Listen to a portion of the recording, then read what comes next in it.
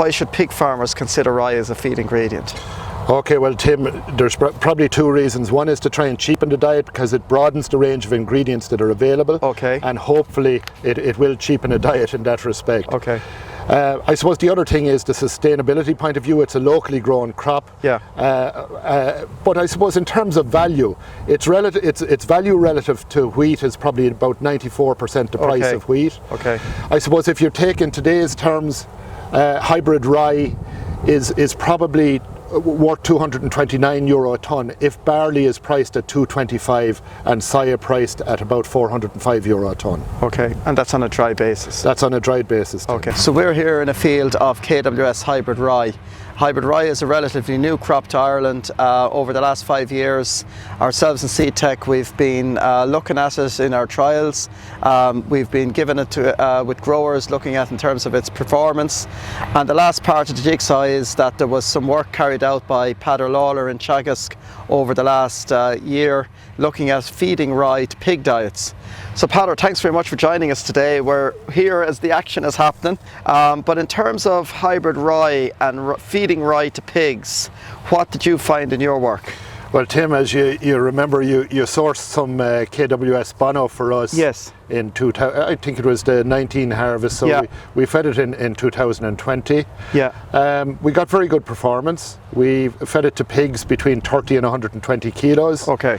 And we included it in the diet at 0, so we had a barley wheat soya diet as a control. Yes. 20% rye, 40% rye and 60% rye. Okay. And up to the 60% rye, we got equivalent performance in terms of growth rate, feed conversion efficiency and intake, okay, compared to the barley wheat based diet. Okay. In terms of a recommendation from yourself for rye, what sort of level of inclusion would you feel happy with?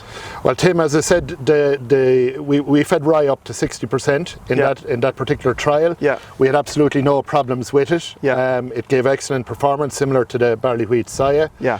So I'd recommend up to 60% in a finisher diet. Yes.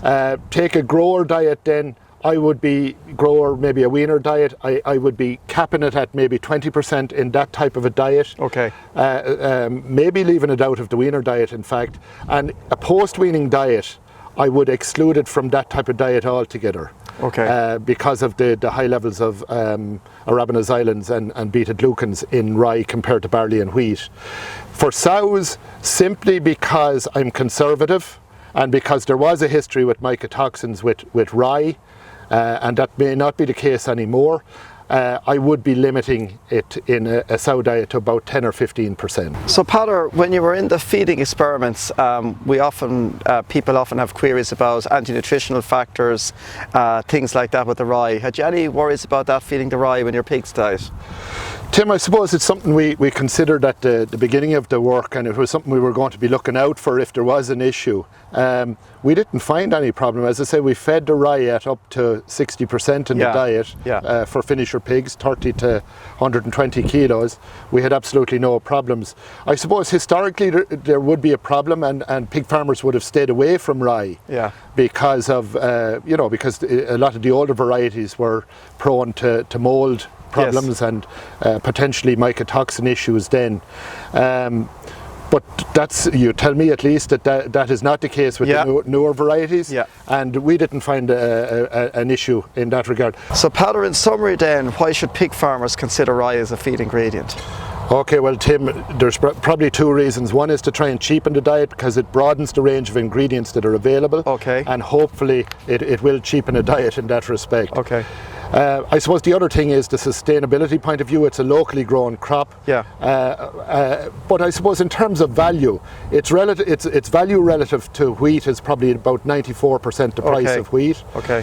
I suppose if you're taking today's terms, hybrid rye is probably worth €229 a tonne if barley is priced at €225 and soya priced at about €405 a tonne. Okay, and that's on a dry basis? That's on a dried basis. Okay. Yeah. Okay, Padder, thanks very much for your time, and we'll go over and take a look at the gentleman harvesting.